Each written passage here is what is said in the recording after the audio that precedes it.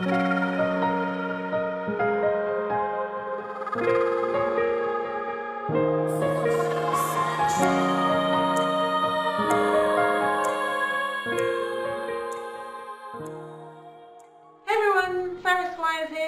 narcissistic abuse and parental alienation specialist, and this is the final part of our impact of parental alienation.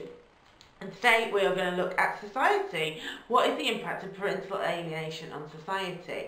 And things that stand out for me are the fact that it goes against everything we believe. We are brought up, our whole society in fact is built on mothers and fathers being nurturing, caring people, putting their children's best wishes and welfare ahead of their own. And parental alienation is the exact opposite of that. So the impact on society is we can't deal with that. We can't deal with the reality that this is happening because it throws everything into doubt. Everything we've ever believed about life, about nature, about nurture, it's thrown into doubt if we accept parental alienation exists. It does exist. It's horrible, but it exists. It's happening to children all over the world, and it does go against all our belief systems. It does challenge everything we have ever been learnt. But if we're not willing to open our eyes and accept that, then we're letting hundreds, thousands, millions of children each year be irreparably damaged by the devastation of parental alienation. So we've got that on the one hand. We've also the language that we use around it. It drives me mad. And this is a male perspective, but we talk about fathers' rights. That in itself angers me because this isn't about their rights. This isn't about their legal. The children aren't a car. They're not legally entitled to the car. They're their father. It's a moral. It's a necessity that the parents, both parents, are involved in their child's life. It's not about a mother's rights or a father's rights. It's about this should just be happening. This is the stance that both mothers and fathers are equally important in a child's life. So much research has been done on attachment, and not once does it talk about gender. A secure attachment can be formed to a mother or a father, not only mothers. So all the language associated with it really angers me because we wouldn't talk about mothers in the same way. And yet we talk about their rights like I say, like it's to a possession, and that reinforces the narcissist way of thinking because they do see their children as possessions. So when we say all those things, when we talk about the rights, then we are reinforcing that they are possessions.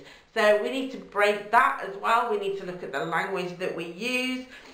We also, mental health is often brought into it, and parental alienation can often involve someone, the alienating parent, saying that it's on the grounds of them not being stable, they're being unfit to be a parent. And yet why does someone having a mental health problem make them unable to be a parent? If there are real concerns, why are we not involving the mental health professionals? Why are we not getting more input from them on this? What's their take? We can't predict. You're just as likely to have a breakdown as anyone else. We all can do it. I always say it's there for the grace of God. Any of us can have these things happen to us. We can get ill. Things happen. That should not be a reason for a parent being cut out of a child's life. We can work with a mental health issue. We can ensure a child's safety if they've got a mental health issue. Not saying that there aren't other aspects, and I'm just saying mental health on its own is not a reason for a child to be removed from their parent's life. And the final thing is that, to me, love is love.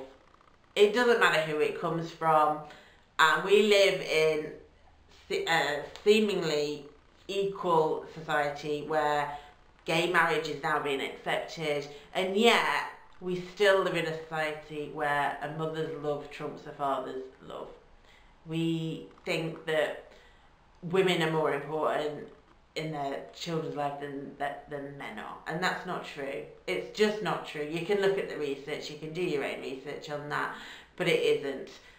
Children need love, and they don't care whether it's from a man or a woman. They just need to feel love, security and contentment and be fed, and that can be by anyone regardless of their gender. So that's another area that if we keep going down that path, and again we're reinforcing stereotypes and playing into hands of narcissists who will do this. Like, equally, a male narcissist alienating the mother would say he's protecting the children. He goes into protector mode, which is a socially acceptable stance for a man to take. And so it's breaking down all these barriers, and I think it's fascinating, and I'm touched on things. There's a lot more that can be said.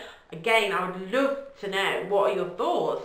What do you think it says? How as a society are we helping parental alienation? What more can we do as a society to prevent this and to stop it?